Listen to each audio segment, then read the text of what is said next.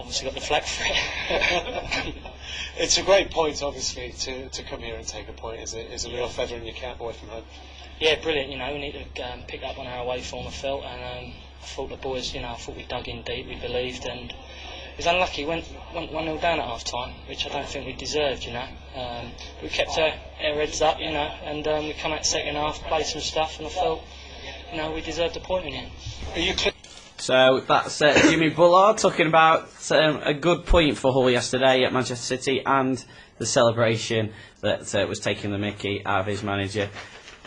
So Hull now have moved out of the relegation zone. They are 3 points clear. Just a great turnaround. Say that Phil Brown could have lost his job a few games ago.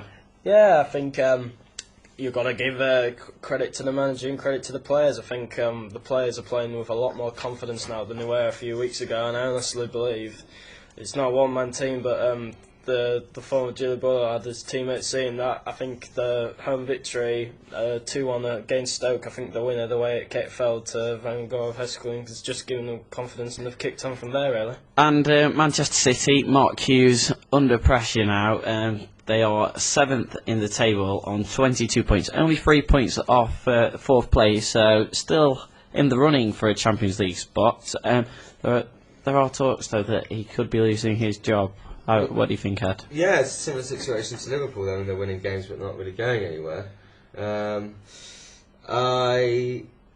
mean, they put a lot of money behind him, so, come New Year's, if he hasn't performed, then I'd say he probably will go. Who could you see coming in if Hughes was to lose his job? I'd like to see Mourinho back in the Premiership. I think he makes it exciting. Obviously, he's in a job at the minute, though. I think personally, any decent, good-looking job in the Premier League's got to be under the radar of Gus Hiddink. Russia have just failed to qualify for the World Cup. It's a manager in waiting there, top-quality coach, good man manager. I think Martin Johnson will straighten that lot out. Martin Johnson. Absolutely. From ruggers to football. Well, it has been talked about before. Clive Woodward did obviously spend a little bit of time at Southampton. Yeah. Not quite sure how well that actually went. So we'll leave the football then there for the time being, and we'll move on to cricket. England against South Africa. Now, England have actually won a cricket game again. Yeah, they're 2-1 up in the series. I can't believe it. I can't believe it. I can't either. One day win as well. One day win as well, yeah. I think Trot got a 50 again. He played well for an 87 the other day when Collingwood hit 100. So I think it's not always been the case with us, especially in the one day. We've got the quality, we've got the talent. We've just got to show the consistency. But at the end of the day, we're playing the best team in the world at the moment. England got South Africa out for 119.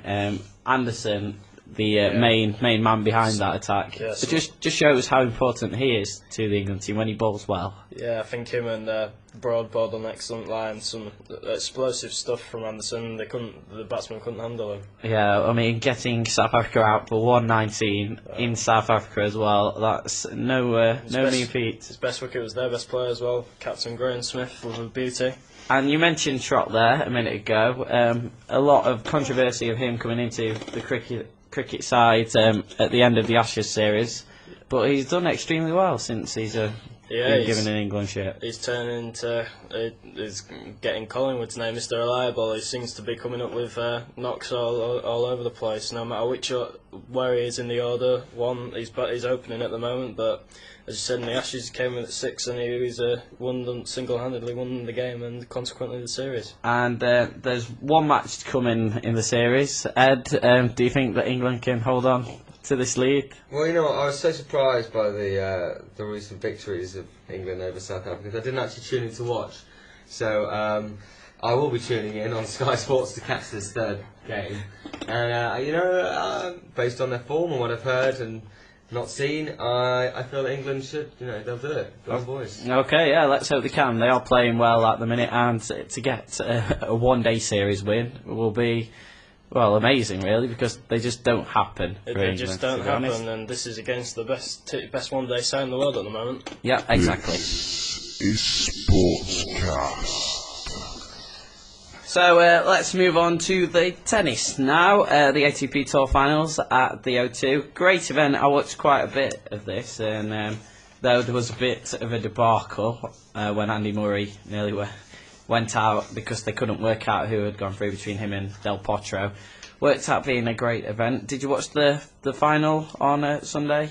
Yeah, it was a very, very comprehensive win for Davydenko, who was very much the underdog going into it against Del Potro. 6-3, 6-4 for the Russian, and yeah, out of all the players who was there, he probably was the big underdog. He definitely has the least glittering CV out of all the contenders, anyway. I'd say he stepped up big time. Some impressive wins for him. He beat Federer for the first time in 13 attempts at the weekend, and also beat Djokovic, and then to beat Del Potro as well.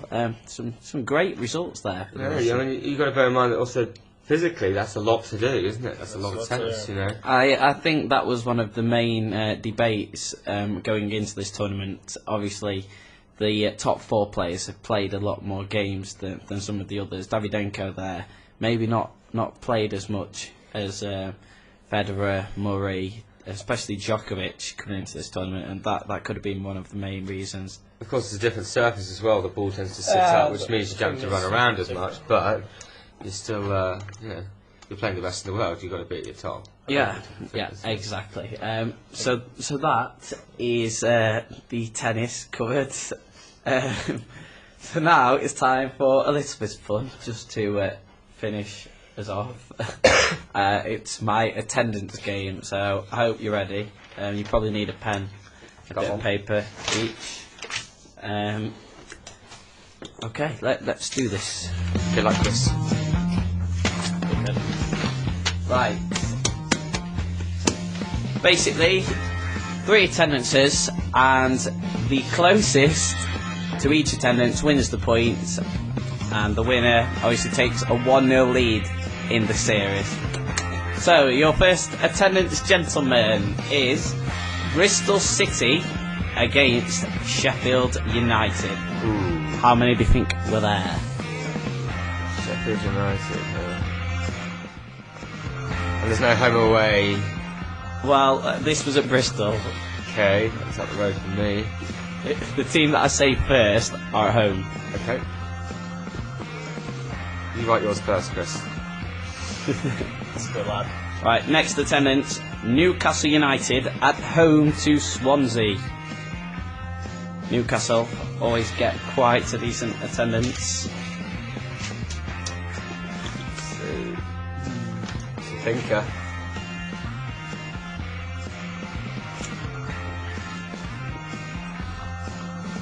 I'm happy with that answer. And your final attendance is Workington against Eastwood Town. How many were there? Where's that? Well, exactly. Bit of non-league thrown in there. Try and confuse you. It's going to be the local rec, isn't it? Right, so boys, answers ready? Yep. Okay, do your own marking, no cheating.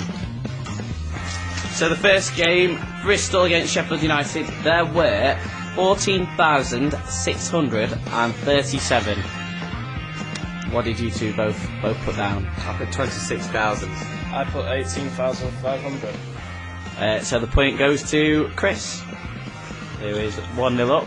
Second game, Newcastle against Swansea.